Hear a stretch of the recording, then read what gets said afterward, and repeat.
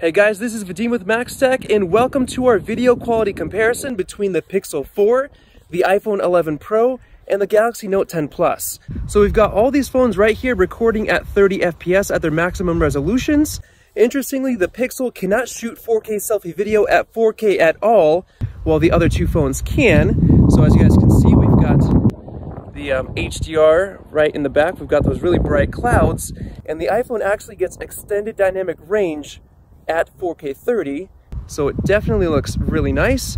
And we're also recording the audio for all three phones, so you guys can hear me switch between those, and just let me know how they sound down in the comments below. So what we're going to start off with is walking stabilization on the front side, so you guys can see which one has the better stabilization.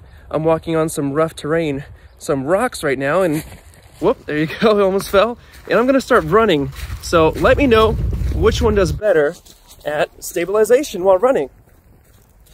And the nice thing about the iPhone is that you can shoot at 60 frames per second on the selfie camera, which you cannot do on either of the other phones, and it even does it at 4K, so 4K 60, which is insane. So as you guys can see, if you want to slow down your selfie video, the iPhone is the one that's going to look very smooth, while the other two are going to be very choppy. And on top of that, the iPhone actually gets 1080p 120 FPS slow fees, which is a step above. Now with the Samsung Galaxy Note 10, you could actually do live focus video, so it does add a pretty cool blur effect in the back, but it's not perfect.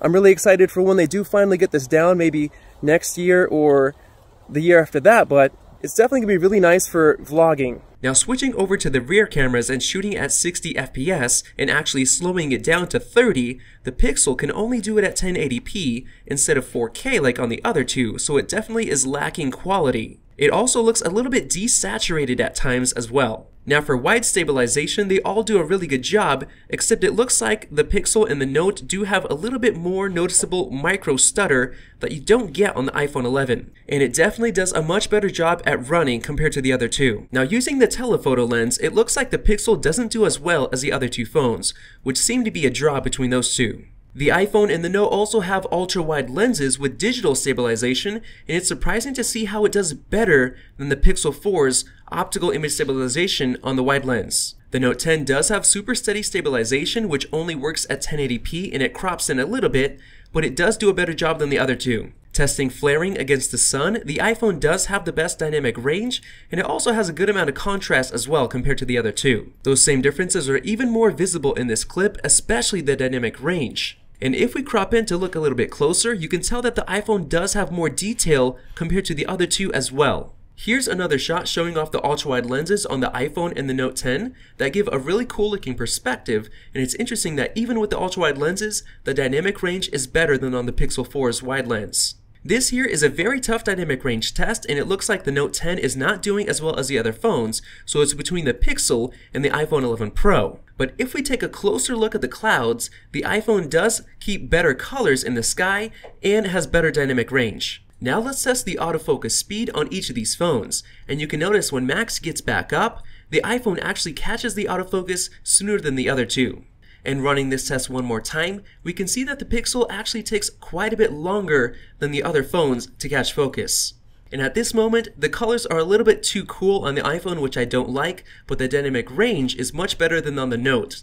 Now in this shot, I filmed against the sun to catch the flaring, and from the looks of it, it looks like the Pixel 4 actually did the best job of holding the details in the face instead of having it all gray because of the flaring. In this test, I held the camera rig as steady as I possibly could so we could test out the long-range detail by cropping in, and it's interesting that the Note 10 Plus has a lot of jitter, and the Pixel 4 doesn't do that well for dynamic range, so the iPhone looks the best. Now using the telephoto lenses at 6x zoom on each phone, we still see the same jitter on the Note 10, and for some reason the Pixel 4 looks really soft, almost like it's not even using the telephoto lens and using the wide lens with a 6x crop instead. And then we maxed out the zoom on each phone, which is 8x on the Pixel, 6x on the iPhone, and 10x on the Note 10, which makes those jitters look much worse than they looked before. Now let's test audio zoom. This is a microphone comparison using audio zoom on the Note 10 and the iPhone 11 Pro.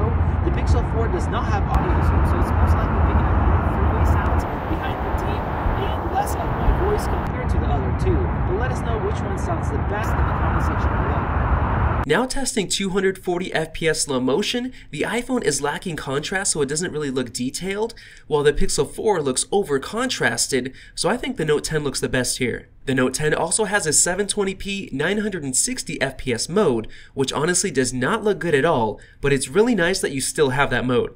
Now moving on to low light, the iPhone has way too much noise in this image, so I'm gonna go with the Note 10 because it's shooting at 4K and has much more detail than on the Pixel. Now for the rear-facing camera, the Pixel turned the yellow light bulb white, which is really weird, and the Note 10 completely blew out the wall right next to the light bulb, so the iPhone does have the best HDR, and we see the same differences on the telephoto lens, with a lot of artifacting and noise on the Pixel's image, and a lack of dynamic range on the Note. Alright guys, thanks for watching. That was our video quality comparison of the Pixel 4, the iPhone 11 Pro, and the Note 10 Plus. So let us know down in the comments which one you thought was better. Make sure to click that circle above to subscribe, and we'll see you in the next video.